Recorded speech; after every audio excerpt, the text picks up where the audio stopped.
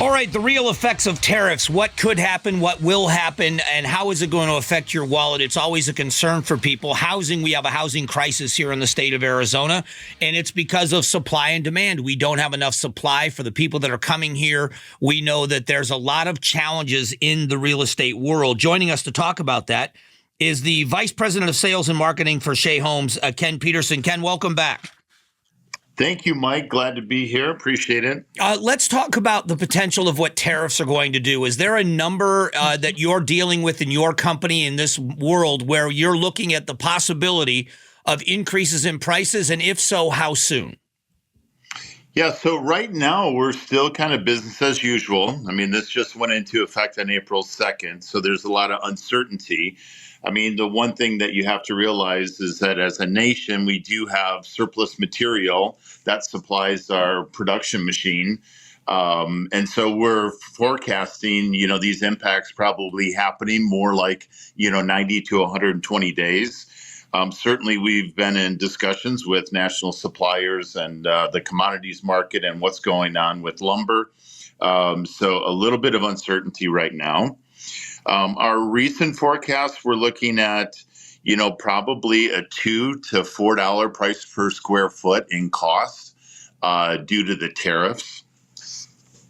So when you look at you were saying it's 90 to 120 days down the road. When you look at that potential, is there anything that's going to be done to extend that time out? Are you buying more product now and trying to get it in before the tariffs went into effect? Is that what you were doing?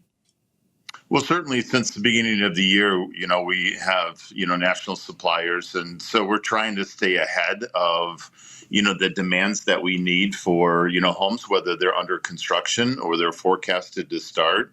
And so working with our local trade base and national suppliers, everybody was kind of hedging against this to ensure that, in the short term, we would be fine. But ultimately, like anything, we're going to be paying higher prices if the tariffs move forward.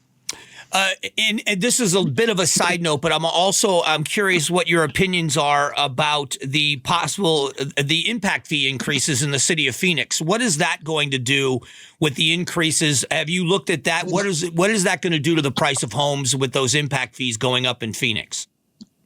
Yeah, so, depending on the municipality, so impact fees are imposed by each municipality. And so we work with all the builders and the local home builders association to really understand, the amount of increases and what those increases are for. So while we understand impact fees certainly help the infrastructure of, building new home communities, we're always concerned. I mean, those dollars are passed directly to the consumer. And so, we were working with Gilbert on a piece of land within their city. And, they doubled their impact fees just a couple of months ago. And so we look at that and, affordability is a big question in people's minds. So in some instances, we walk away from land deals that, we don't feel like it's warranted. And a part of that comes with impact fees. Well, the resale market is different, obviously, than the new build home market. How is the market for your business right now? How are things in Maricopa County or in the state of Arizona in new home buildings? Yeah, so, it's certainly been turbulent times, since 2020 and the peak demand of, housing within our market and really nationally. And so during that time, I think we've all kind of understood, when I say we all, builders, that there's what we call PPC balance. So there's production and production capability. And, so for all builders, us included, working with our trades, we understand how many homes we can build at a specific community every month. And so we've kind of, capped our production. If you look at us like a manufactured facility, we can only build so much. And so, the demand at some communities has been greater than our production. And so we stop sales at other communities. We have surplus. And so really happening back, 2003 and 2024, builders took a different approach. We predominantly were build to suit. company that you would come in, pick out your home site and your plan and elevation, and we would build it for you. Most of the builders had to transition to more inventory home building, to number one, curb our costs and limit our exposure, and then provide people with an opportunity to get into a home faster, to lock in on an interest rate. And so that's really kind of helped us having a surplus supply of inventory available to customers. And so, yeah, even with light of imposing impact fees and, these tariffs, all of those homes, impact fees are paid when the home is permitted. And, so we have inventory homes that are available at, let's say, yesterday's prices instead of today.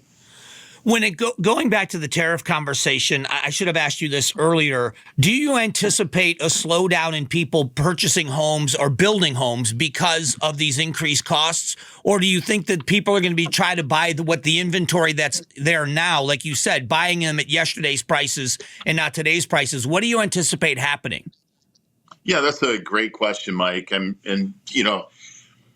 since 2020, our construction costs have went up about 34%. So, we've had these increases regardless of tariffs. And, market, you have supply and demand. And, if somebody wants to purchase a home, they're going to move forward with the purchase of a home if they can afford it. I don't think it's really curbing any sales activity. I mean, we're ahead of plan for 2025, compared to our forecast. And a lot of builders are in the same situation. So the market is stronger than we think.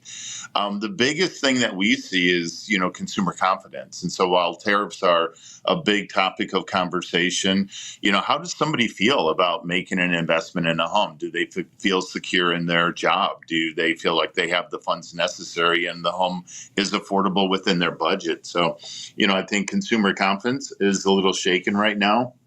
But we'll see how the next quarter plays out.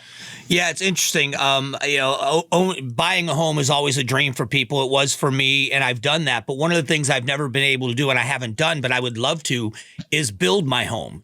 Be in a home that only I'm the first one, that I get to help design it, or I get to help pick the colors and the tile, and that's got to be a great selling point for your industry, that people are actually choosing and not buying something as is.